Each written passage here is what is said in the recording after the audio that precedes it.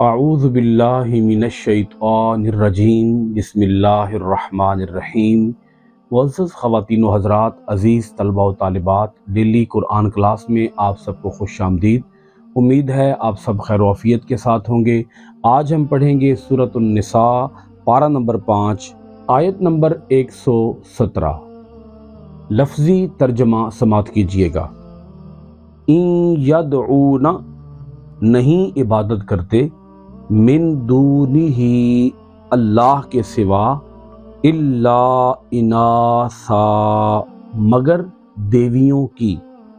وَإِن يَدْعُونَ، اور نہیں عبادت کرتے، الا مگر، شیطانا مریدا، سرکش شیطان کی۔ گزشتہ آیات کے ساتھ اس آیت مبارکہ کا ربط یہ ہے، اللہ رب العالمین نے اس سے پچھلی آیات کے اندر بڑی تفصیل کے ساتھ شرک کی وضاحت ارشاد فرمائی ہے۔ تیمہ بن عبیرک کا واقعہ بھی آپ نے سنا، اور اللہ پاک نے اس مضمون کو اجاگر فرمایا کہ جب بھی کوئی شخص چھوٹے چھوٹے گناہوں کے اندر مبتلا ہوتا ہے تو اسی سے پھر انسان رفتہ رفتہ بڑے گناہوں کی طرف مائل ہو جاتا ہے، اور پھر جب بڑے گناہوں کا دروازہ کھل جاتا ہے تو انسان شرک کی وادی میں جا گرتا ہے۔ اللہ رب العالمین نے صاف صاف بتا دیا کہ شرک کی معافی نہیں ہے۔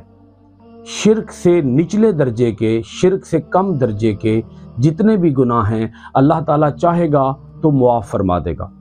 اس آیت مبارکہ کے اندر جس کو ابھی ہم پڑھنے والے ہیں، اللہ رب العالمین نے مشرکین مکہ کی بت پرستی کا ذکر فرمایا، جو کہ ایک شرک کی بہت نمایاں قسم ہے۔ جب قرآن مجید فرقان حمید کا آغاز ہو رہا تھا تو اس وقت نہ صرف سرزمین عرب پر شرک جاری تھا، بت پرستی ہوتی تھی، بلکہ مصر میں، چین میں، ہندوستان میں، بابل میں، نینوا میں بتوں کی پرستش اپنے پورے عروج پر تھی۔ اللہ رب العالمین نے اسی کی طرف اشارہ کرتے ہوئے ارشاد فرمایا، ان یدعون من دونہ الا اناثا، نہیں عبادت کرتے یہ مشرک اللہ کے سوا مگر دیویوں کی، وَإِن يَدْعُونَ إِلَّا شَيْطَانًا مَرِيدًا، اور نہیں عبادت کرتے مگر شیطان سرکش کی۔ اب یہ اس آیت مبارکہ کے اندر صرف دو ہی جملے ہیں جن کے اندر اللہ رب العالمین ایک جگہ پر ارشاد فرماتا ہے کہ یہ دیویوں کی عبادت کرتے ہیں، اور ایک جگہ پر اللہ پاک ارشاد فرماتا ہے کہ یہ شیطان سرکش کی عبادت کرتے ہیں۔ یہاں میں یہ بھی اپنے سننے والوں کی خدمت میں بات رکھ دوں کہ ان جو ہے، ان لفظ ان، اگرچہ ان شرطیہ ہوتا ہے، ان شرط کے لیے آتا ہے، ان کا معنی ہوتا ہے اگر، لیکن ان کی ایک قسم نافیہ بھی ہے، یعنی ان آتا ہے نفی کرنے کے لیے۔ تو یہاں پر جو ان ہے، اس ان کا معنی اگر نہیں بلکہ اس ان کا معنی نہیں ہے، یہ ان نفی کے لیے آیا ہے۔ اچھا، قرآن مجید کا یہ بھی ایک انداز ہے اہل عرب کے ہاں، جب کسی جملے کے اندر زور دینا مقصود ہوتا تو عربی زبان کے اندر نفی اور اثبات کے ساتھ زور پیدا کیا جاتا ہے۔ باقی زبانوں کے اندر بھی یہ انداز مروج ہے، یہ اسلوب استعمال کیا جاتا ہے۔ جب کسی جملے کے اندر زور پیدا کرنا مقصود ہو تو وہاں پر پہلے نفی ہوتی ہے، پھر اثبات ہوتا ہے۔ اس کی مثالیں بکثرت ہمیں ملتی ہیں۔ مثال کے طور پر وَمَا أَرْسَلْنَاكَ إِلَّا رَحْمَةً لِّلْعَالَمِينَ، اور ہم نے آپ کو نہیں بھیجا مگر تمام جہانوں کے لیے رحمت بنا کر۔ ایسے ہی لا الہ الا اللہ محمد الرسول اللہ، اللہ کے سوا کوئی معبود نہیں، محمد صلی اللہ علیہ وآلہ وسلم اللہ کے رسول ہیں۔ تو پہلے لا کے ساتھ نفی کی گئی اور پھر اللہ کے ساتھ اثبات کیا گیا۔ لا الہ، کوئی معبود نہیں، الا اللہ، سوائے اللہ کے۔ یہاں اللہ رب العالمین ان کی اس حالت کو، قلبی حالت کو، ان کے وتیرے کو، ان کے شیوے کو اور ان کے طرز عمل کو اللہ رب العالمین زور دے کر واضح کر رہا ہے کہ یہ تو صرف دیویوں کی ہی عبادت کرتے ہیں، یہ نہیں عبادت کرتے مگر دیویوں کی۔ تو اس کا مطلب یہ ہے کہ یہ صرف اور صرف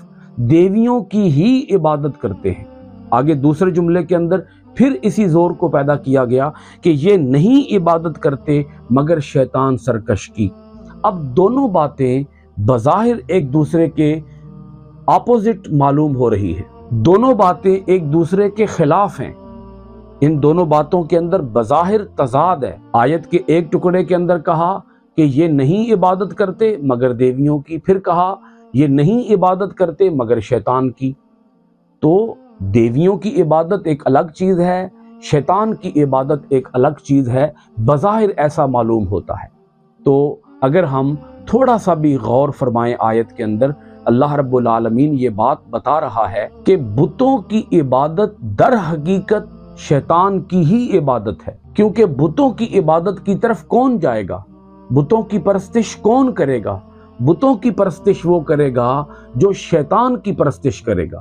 کیونکہ شیطان ہی ہے جو انسانوں کو بتوں کی عبادت کی طرف لے کر جاتا ہے۔ اگر آپ اس اینگل سے آیت کو دیکھیں گے تو آپ کو ان دونوں جملوں کے اندر کوئی تضاد نظر نہیں آئے گا۔ تو یہ دونوں جملے ایک دوسرے کی ہی تشریح کر رہے ہیں کہ یہ مشرک لوگ، یہ سرکش لوگ، پوری دنیا کے اندر جو بتوں کی پرستش کرنے والے لوگ ہیں، یہ بظاہر تو عبادت کرتے ہیں بتوں کی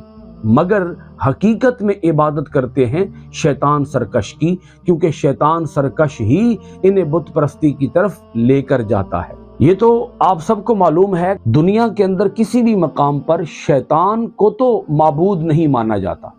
شیطان کو تو الہ نہیں مانا جاتا، یعنی کوئی مشرک آدمی بھی یہ نہیں کہے گا کہ میرا معبود شیطان ہے، میں شیطان کی پوجا کرتا ہوں، کوئی بھی یہ نہیں کہے گا۔ تو شیطان اپنی عبادت کی طرف لے کے نہیں آتا، شیطان لے کے آتا ہے انسان کو بت پرستی کی طرف، شیطان لے کر آتا ہے انسان کو دیویوں کی عبادت کی طرف، دیوتاؤں کی عبادت کی طرف۔ تو اللہ رب العالمین نے اس حقیقت کو واضح فرما دیا کہ یہ جو تم بتوں کی عبادت کر رہے ہو، یہ در حقیقت تم شیطان کی عبادت کر رہے ہو،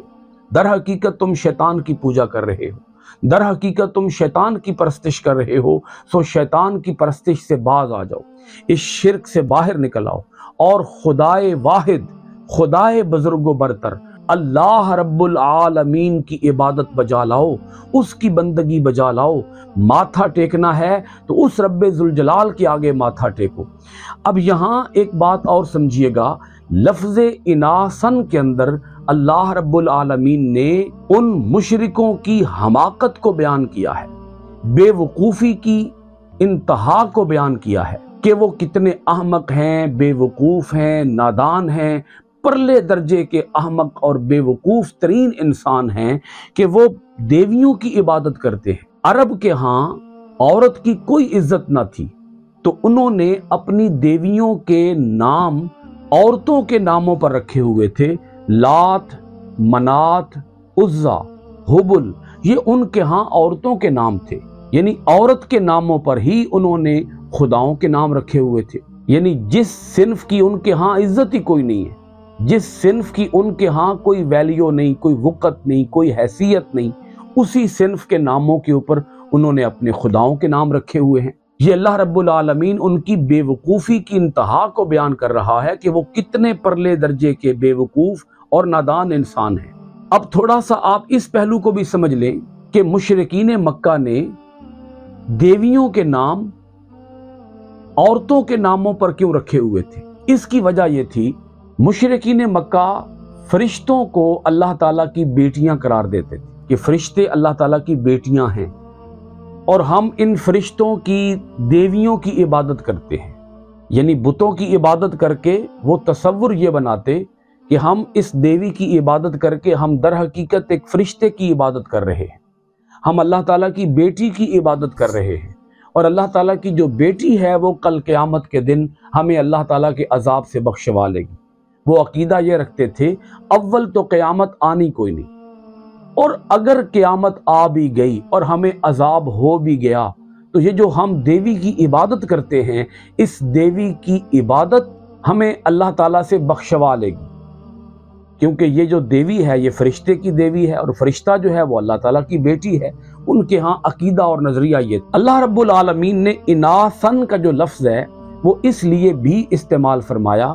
کہ بتوں کی حقیقت ان کے اوپر آشکار ہو، کیونکہ جو بھی چیز مؤنث ہوتی ہے وہ منفعل تو ہو سکتی ہے مگر فاعل نہیں ہو سکتی۔ منفعل کا مطلب یہ ہے کہ جو کسی دوسری چیز کا اثر اپنے اندر قبول کر لے مگر خود اپنا اثر کسی دوسرے پر نہ کر سکے۔ تو اللہ رب العالمین نے اناسن کے لفظ کے ساتھ یہ بات واضح کی کہ یہ بت تو کچھ بھی نہیں کر سکتے، ان بتوں کو تم تراش خراش کر جیسے بنانا چاہو ان کو تم بنا سکتے ہو، مگر یہ تمہیں نہ نفع پہنچا سکتے ہیں، یہ نہ تمہیں نقصان پہنچا سکتے ہیں، ان میں نفع و نقصان کی کوئی صلاحیت نہیں ہے۔ تو لکڑی کے اور پتھر کے بنے ہوئے یہ بت، یہ تمہاری زندگی کے اندر کیا رول پلے کر سکتے ہیں، یہ تمہیں کیا نفع پہنچا سکتے ہیں، یہ تمہیں کس نقصان سے بچا سکتے ہیں؟ سو ان مؤنث چیزوں کی عبادت چھوڑ دو، ان زنانہ چیزوں کی عبادت چھوڑ دو، ان سے تمہیں کچھ بھی حاصل ہونے والا نہیں ہے۔ اناسن لفظ کے اندر اللہ رب العالمین نے یہ واضح فرما دی کہ یہ مؤنث چیزیں ہیں، یہ زنانہ چیزیں ہیں، یہ تمہیں کیا نفع پہنچا سکتی ہیں، یہ تمہیں کیا، یہ دیویاں، یہ تمہارے ہاتھوں کی بنی ہوئی دیویاں، یہ تمہیں کیا نفع پہنچا سکتی ہیں؟ دیوی ہو یا دیوتا ہو، مذکر ہو یا مؤنث ہو، بات یہ نہیں ہو رہی، بات یہ ہو رہی ہے کہ یہ بت کر کچھ نہیں سکتے، یہ تمہاری لائف کے اندر کوئی بھی تبدیلی نہیں لا سکتے، نہ تمہیں کوئی نفع پہنچا سکتے ہیں اور نہ ہی تمہیں کسی نقصان سے بچا سکتے ہیں۔ اب اگلی آیت مبارکہ سنیے گا، لفظی ترجمہ کر رہا ہوں۔ پہلے آیت نمبر 118، لعنہ اللہ، لعنت کی ہے اس پر اللہ نے، وقالا، اور اس نے کہا تھا،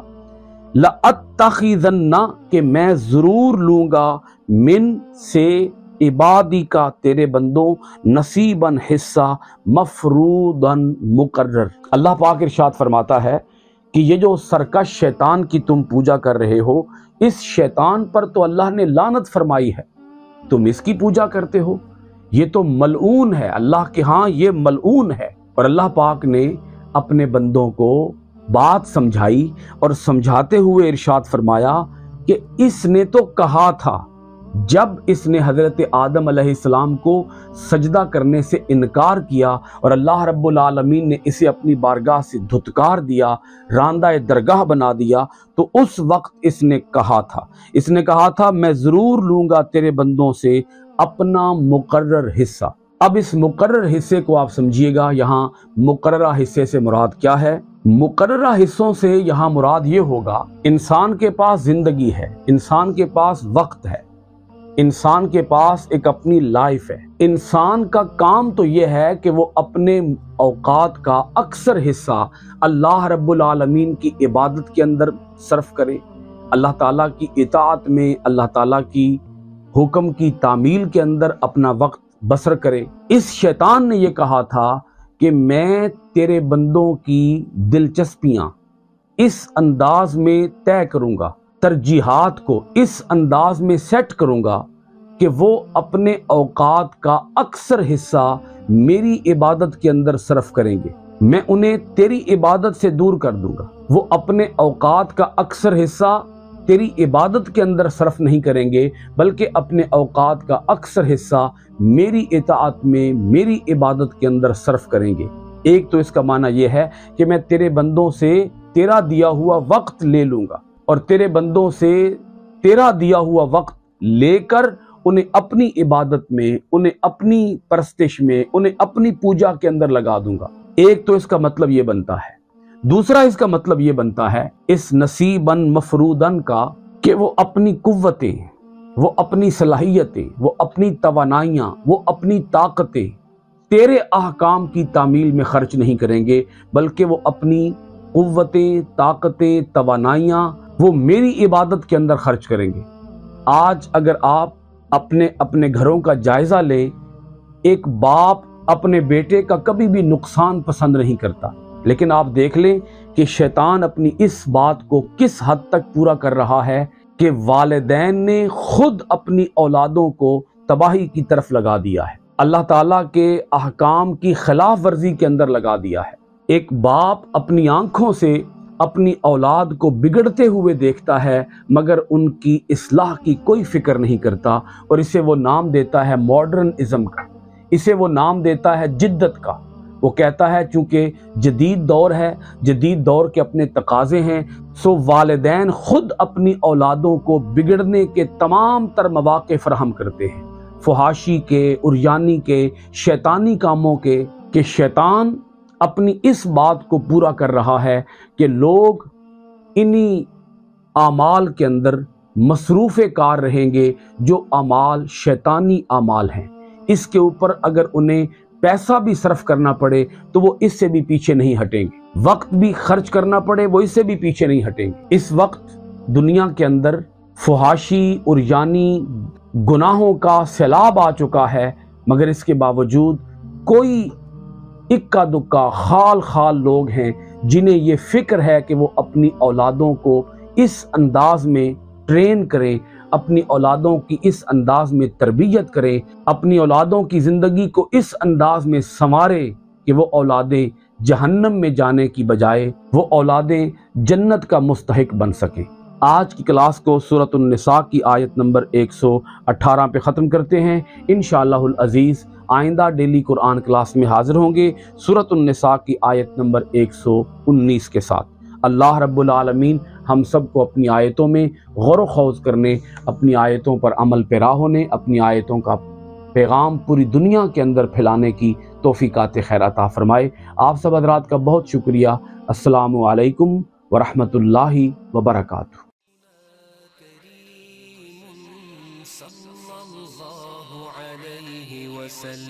سيدنا كريم